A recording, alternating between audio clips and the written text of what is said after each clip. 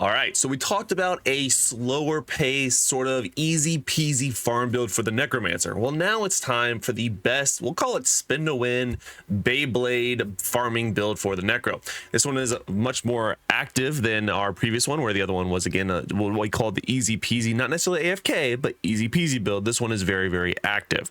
So let's go ahead and jump straight into it. I'll show you the build. I need like 3 more essences for my monstrous essence, so we'll just chit chat and then while I try to farm for these, and then we'll showcase the build as a whole. So it is a very, very easy build to utilize. As you can see, you do get additional speed buffs or buffs, if you will. Wow, there's actually people here. There's never people here. Every time I ever do this, there's literally no one here. This is fully farmed out right now. That's a first. Okay, let me get out your way. Oh, there's an orange one. I'll leave after I take this one. Oh my god, I'm terrible. I'm so sorry. I'm so sorry. I'm so sorry. I'm so sorry. Just kidding. Give me a legendary. Oh, poo. And I will be coming out with 2, not 1, but 2 Necromancer PvP builds. So it is 2 farm builds. That is 2 PvP builds and a raid build for the Necromancer. You guys are getting a ton of awesome content out of me in terms of the Necromancer. But truthfully, there's so many more builds you could probably make with it.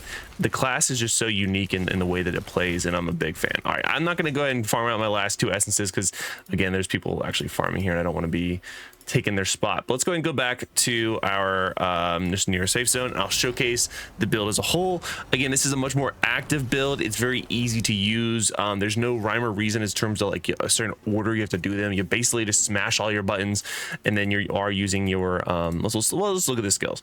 So your wraith form is giving you a bit of a speed buff, a buff. I say buff, it's a long thing. I know how to say buff. Wraith form now increases your movement speed by 50% and evasion rating by 20% for 5 seconds. Okay.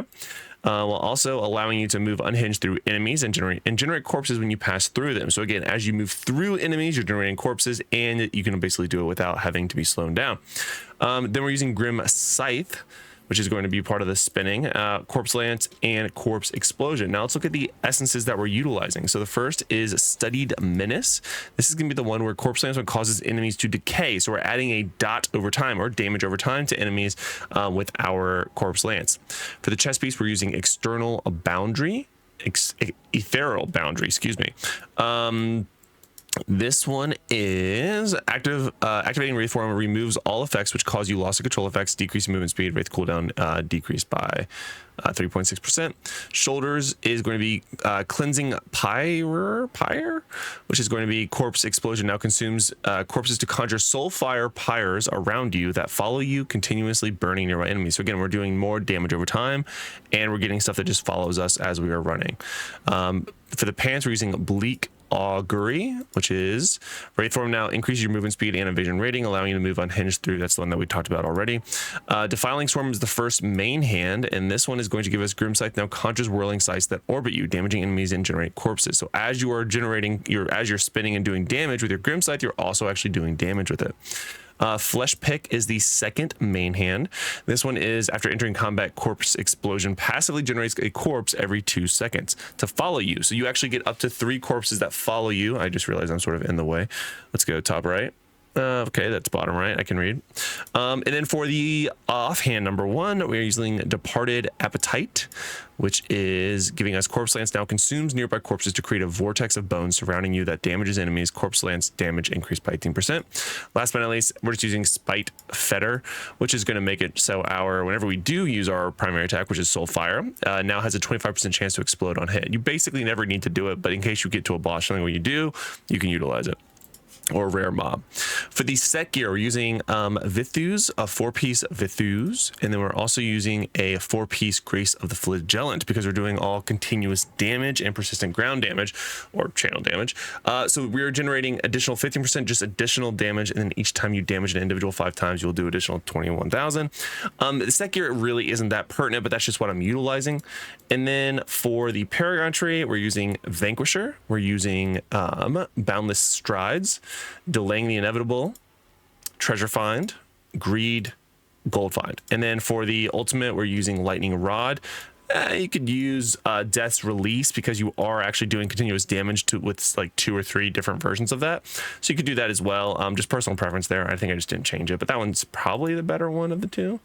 yeah, I mean, let's just go ahead and put that one back, and we'll just put that one on there. Bam. So there you go. Now we're going to use Death's Release now. So that's what I would recommend. If I could go back and save it, which I can because this is awesome. Overwrite. Bloop. I do want to save all of this. Cool. Wait. Okay. Okay. All right, so that's the build, guys. It's actually very straightforward. It's a very good build. I know that a lot of other people have already probably covered a similar build. I'm not claiming the rights or the ownership of said build. I know people get a little particular about owning builds. This is just the build that I like. All right, I don't know where it originated. If someone else owned it, great. I'm not claiming it. I'm just saying this is the build that I like to run when I'm on the Necro for active farming. Hopefully you guys like it. Don't forget, we also made the video about easy peasy farming, so make sure you check out that one as well. And we do have 2 PvP builds coming your way, so make sure you smash that like button and subscribe for more future videos, including drama, news, and awesome builds for Diablo Immortal. I hope to see you guys either in a live stream, which I do live stream on both YouTube and in Twitch or Twitch every Sunday, Monday, and Wednesday starting at 9:30, or see you guys in my shorts or on my YouTubes. In my shorts? You know what I meant. Oh God, goodbye.